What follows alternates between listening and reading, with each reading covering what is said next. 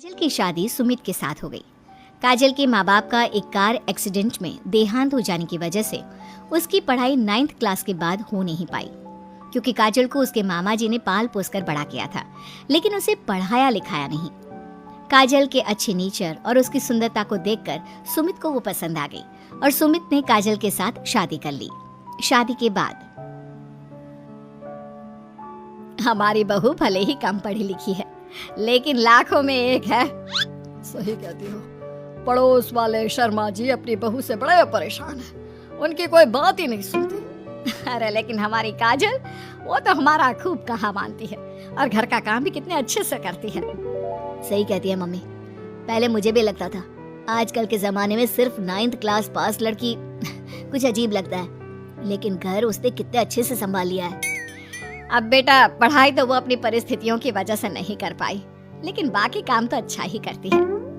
अच्छा मम्मी, शाम को मेरे ऑफिस के दोस्त और उसकी वाइफ घर पर आ रहे हैं काजल से मिलने के लिए। अरे ये तो बहुत अच्छी बात है बेटा, लेकर आओ तुम्हारे दोस्तों को। शाम के वक्त काजल, ये मेरा दोस्त अजय है और ये उसकी पत्नी Sonali. Hello Kajal, how are you? Are you working somewhere? माफ करना जी, मैं आपकी बात समझ नहीं पाई।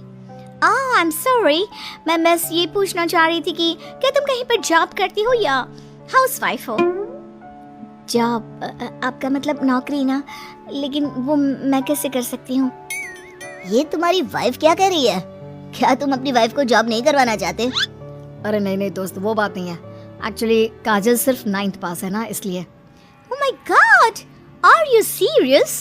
सुमित आजकल के जमाने में और सिर्फ 9th पास? आजकल तो गांव की लड़कियां भी कॉलेज की पढ़ाई पूरी करती है। काजल, क्यों पढ़ाई नहीं की तुमने? बस मेरे सामने कुछ ऐसी प्रॉब्लम थी जिसकी वजह से मैं पढ़ाई नहीं कर पाई जी।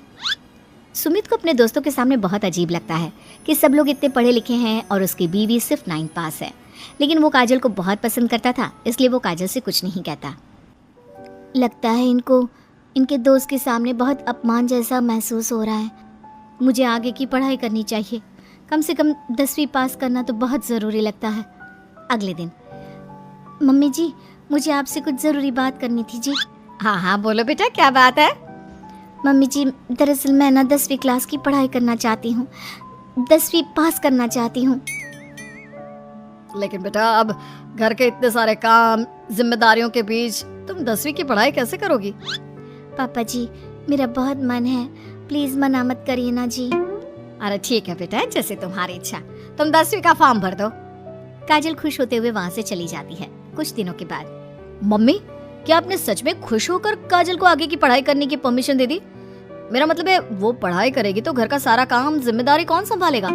अरे देखो बेटा, काजल हमारा इतना ख्याल रखती है, अब उसने हमसे परमिशन मांगी थी तो हम कैसे मना कर देते। और वैसे भी एक बार एग्जाम देने दो, उसका मन रह जाएगा।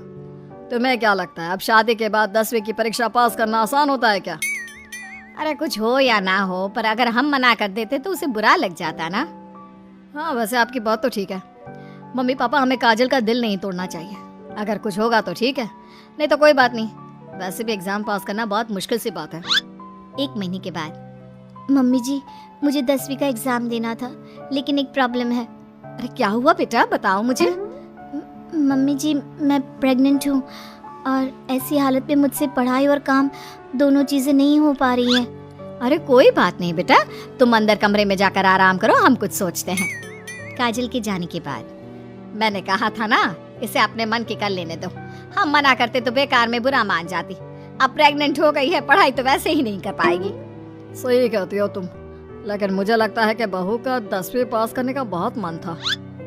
मम्मी, उस दिन जब मेरे दोस्त घर पर आए थे ना, तो मैंने काजल का चेहरा देखा था। वो बहुत उदास हो गई थी, शायद उन लोगों के सामने खुद को काफी नीचा महसूस कर रही थी। अरे लेकिन बेटा, हमने तो परमिशन भी दे दी ना। अब प्रेगनेंसी और घर की जिम्मेदारियों के चलते कैसे सबको संभालेगी?